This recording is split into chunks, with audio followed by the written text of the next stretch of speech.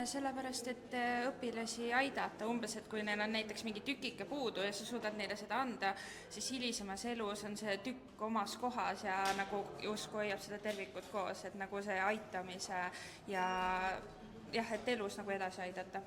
Sest erivajadustega lapsed on ülimalt toredad ja südamlikud õpilased, kellega koos töötada.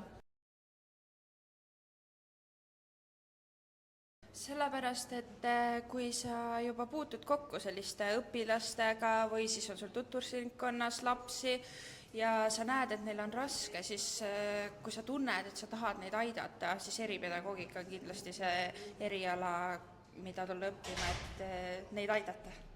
Haridussüsteemis kaasav haridus on ju meie see poliitika, kus me teel oleme. Nii et eripedagoogilised võtted on ainukene, ma ütleks, et tee, kuidas siin hariduses hakkama saada.